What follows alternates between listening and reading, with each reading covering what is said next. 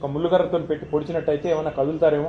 నేను చెప్తే ఎట్లాగూ వారు వినరు, మీరన్నా గట్టిగా మీ డిపార్ట్మెంట్ కాబట్టి చెప్పండి అని చెప్పి వారిని కోరారు. దాంతోపాటు సిరిసిల్ల వేములవాడ రైల్వే స్టేషన్ కూడా అత్యాధునికమైన సౌకర్యాలతో అమృత్ భారత్ స్టేషన్ పథకంలో చేర్చాలని చెప్పి కూడా వారిని కోరారు.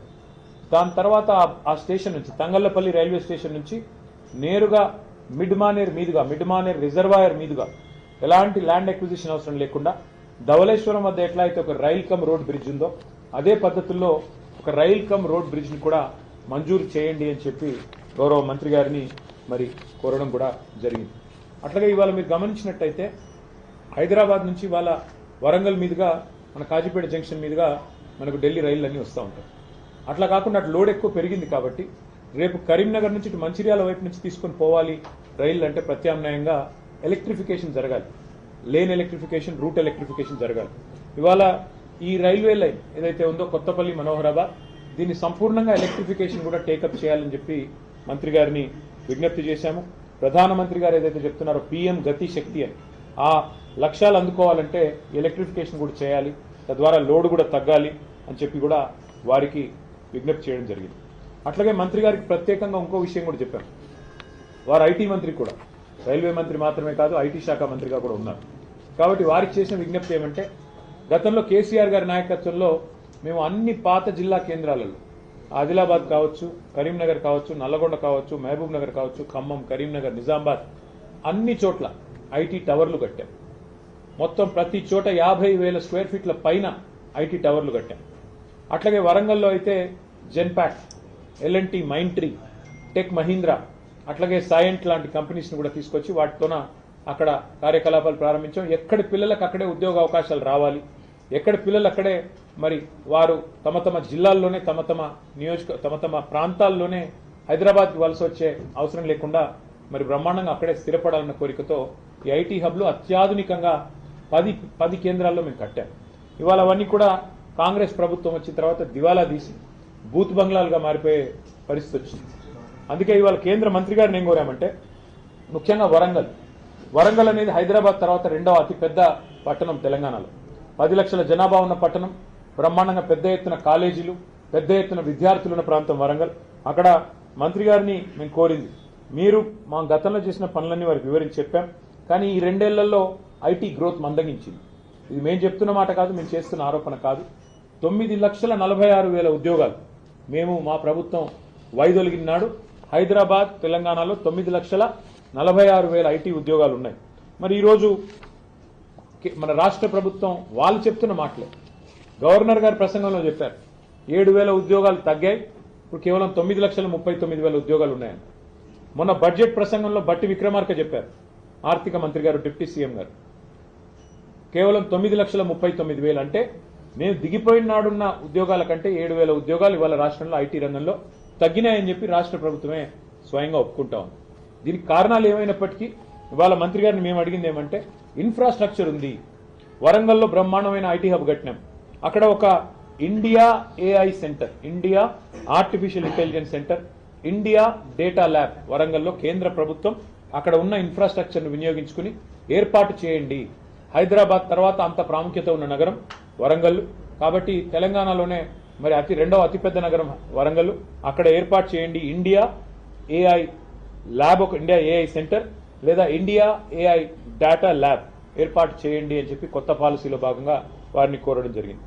అట్లాగే కరీంనగర్, ఖమ్మం అక్కడ సైబర్ సెక్యూరిటీకి సంబంధించిన ఒక ఆర్టిఫిషియల్ ఇంటెలిజెన్స్ కేంద్రాన్ని ఏర్పాటు చేయండి, సెంటర్ ఆఫ్ ఎక్సలెన్స్ ఏర్పాటు చేయండి అని వారిని కోరాం.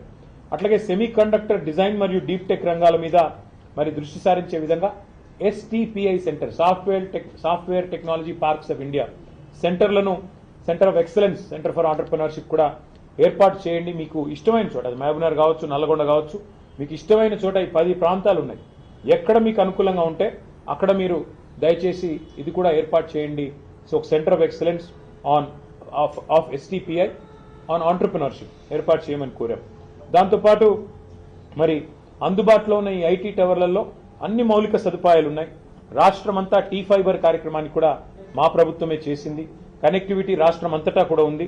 కాబట్టి పాలసీ ఫ్రేమ్వర్క్ కూడా సిద్ధంగా ఉంది, ఇన్ఫ్రాస్ట్రక్చర్ సిద్ధంగా ఉంది.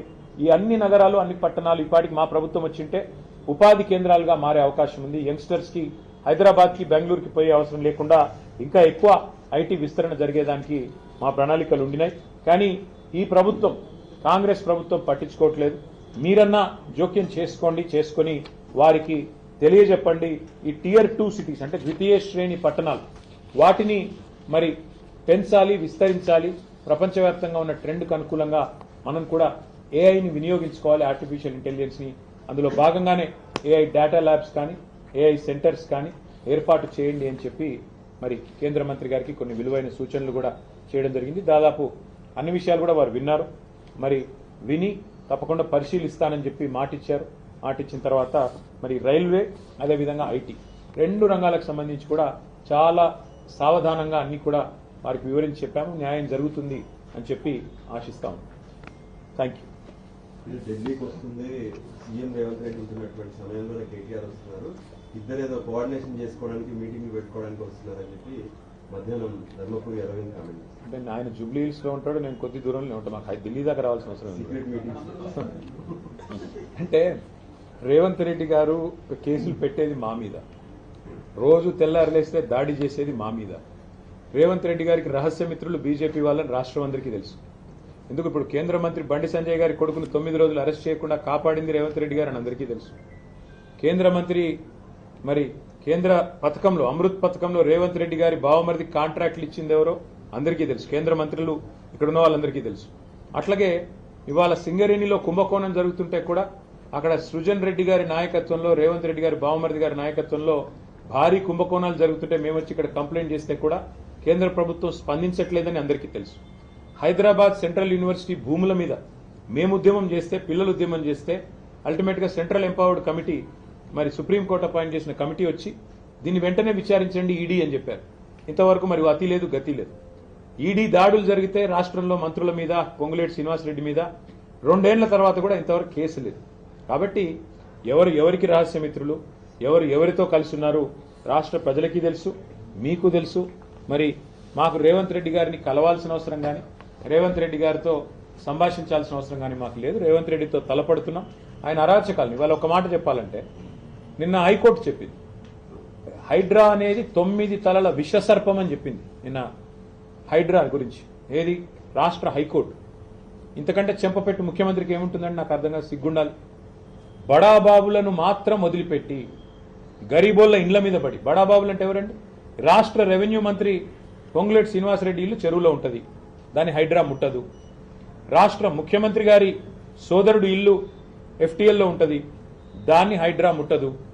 రాష్ట్ర మంత్రులు వివేక్ గారు, శాసన మండలి చైర్మన్ సుఖేందర్ రెడ్డి గారు, రాష్ట్రంలో ఇంకా కీలక నేతలు చాలా మంది బిల్డింగ్లన్నీ చెరువుల్లో ఉన్న శిఖాల్లో ఉన్న వాటిని మాత్రం హైడ్రా ముట్టదు. ఎవరిని ముడుతుంది హైడ్రా? బీద బిక్కి మధ్యతరగతి ప్రజలు. నేను అడుగుతా ఉన్న ముఖ్యమంత్రిని, కబ్జా కోరులు అంటున్నావు, అందరికంటే పెద్ద కబ్జా కోరులే నీ అన్నదమ్ములు కదా.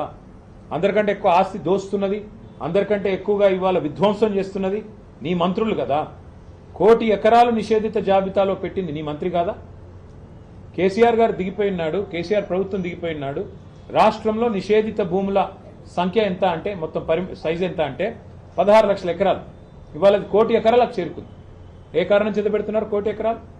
30% కమిషన్లు తీసుకోవట్లేదా నీ మంత్రులు? కబ్జా కోరులు, భూదందాలు చేసేది, భూమిని ఇలా భూహారతిలాగా మింగుతున్నది నీ ప్రభుత్వం కాదా? నీ మంత్రులు కాదా? ప్రజలకు తెలియదా?